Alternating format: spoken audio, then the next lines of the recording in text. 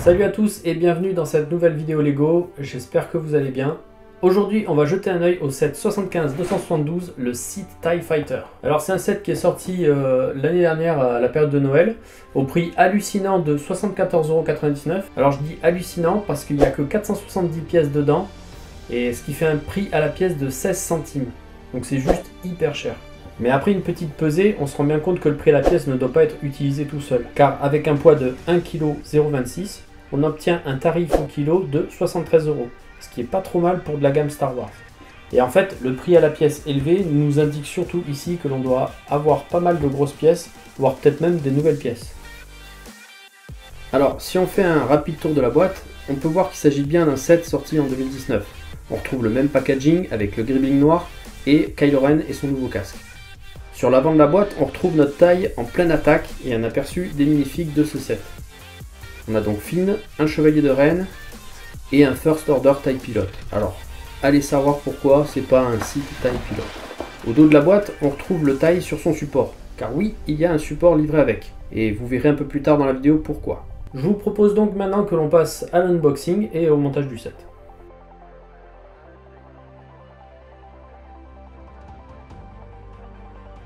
Alors, dans cette boîte, on retrouve 3 groupements de sachets. On a une notice, et à première vue, il n'y a pas l'air d'avoir de planche de stickers, ce qui est plutôt bien.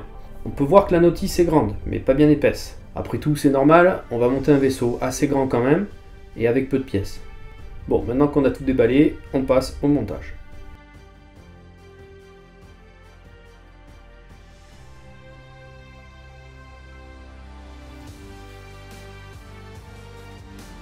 Le premier sachet va vous permettre d'assembler les 3 minifigs du set, le support et le fuselage du TIE.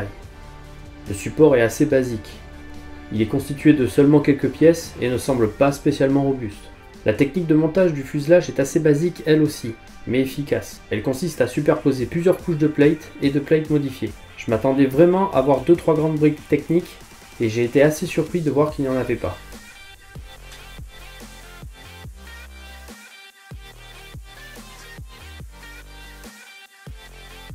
Avec les deuxième et troisième groupements de sachets, on construit les ailes. Alors je vous montre que le montage d'une seule aile, car l'autre c'est exactement la même chose, et pour être honnête avec vous, c'est pas spécialement passionnant. Si vous aimez empiler les plates, ce set est vraiment pour vous. Les ailes se verrouillent à l'aide de charnières à moyeux verticaux. Je vous parlais au début d'éventuelles nouvelles pièces, il y en a effectivement de nouvelles que l'on trouve dans ce coloris uniquement dans ce set. On les retrouve en médium azur dans le set 75-888 et autre pièce également exclusive, il s'agit de la verrière rouge transparente.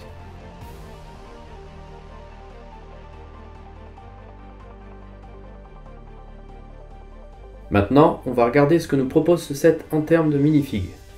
On commence avec Finn qui revêtit dans ce set les mêmes vêtements que dans le set du Faucon Millenium sorti quelque temps avant. Son torse est tampographié à l'avant et à l'arrière et ses jambes seulement à l'avant. Il est équipé d'une petite sacoche et d'un fusil laser couleur titanium métallique. La tête à double visage n'est également pas exclusive. Elle est présente dans le Faucon Millenium de la vague 2019 et également dans le Resistance Transport Pod de 2017. Ensuite, il y a le Pilot TIE du premier ordre, qui n'est pas exclusif à ce set puisqu'on le retrouve dans le Microfighters 75-194 de 2018. Son casque en bimatière est vraiment détaillé. Il s'agit là de la version dite avec 3 lignes blanches. Le torse est tampographié à l'avant et à l'arrière, et ses jambes seulement à l'avant. Il est équipé d'un petit pistolet laser noir, et on retrouve ici la tête classique sans double visage des soldats du premier ordre. Et pour finir, on a Trudgeon, un des chevaliers de Ren, qui lui est entièrement exclusif à ce set. Malgré que la pièce de casque ait déjà été vue dans le set du Landspeeder de Moloch, ce coloris est exclusif à ce set. Comme d'habitude, on retrouve un torse tampographié à l'avant et à l'arrière, et seulement à l'avant pour les jambes. Il est équipé d'une épée, et si cette arme vous dit quelque chose, c'est normal. Elle est également présente dans quelques sets du Hobbit, du Seigneur des Anneaux et de Ninjago. Sa tête, quant à elle, ne dispose que d'un seul visage.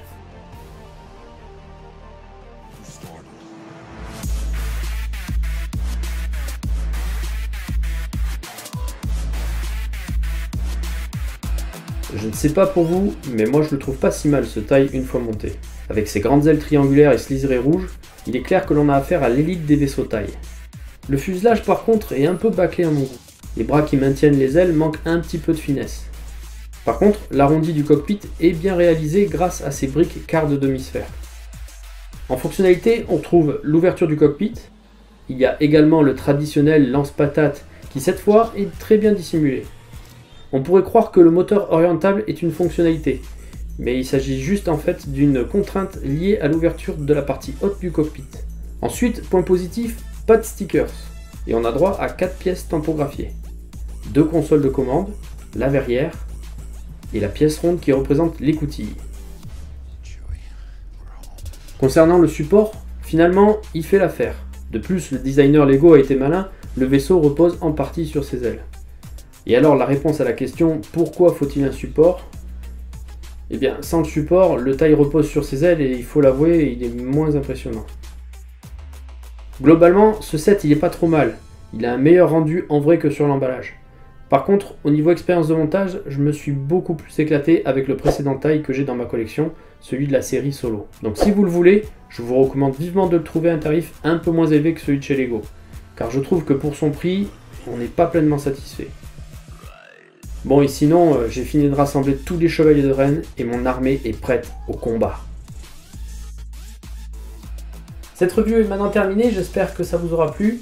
Si c'est le cas, n'hésitez pas à me laisser un petit like et à partager la vidéo. Je vous invite également à aller dans les commentaires pour me donner votre avis sur ce set. Est-ce que vous l'avez acheté? Comment vous l'avez trouvé? Puis bien entendu, si ce n'est pas déjà fait, je vous invite à vous abonner à la chaîne et à activer les notifications pour être averti dès que je sors une nouvelle vidéo. Et sur ce les amis, je vous laisse et je vous dis à très bientôt pour une prochaine vidéo. Ciao!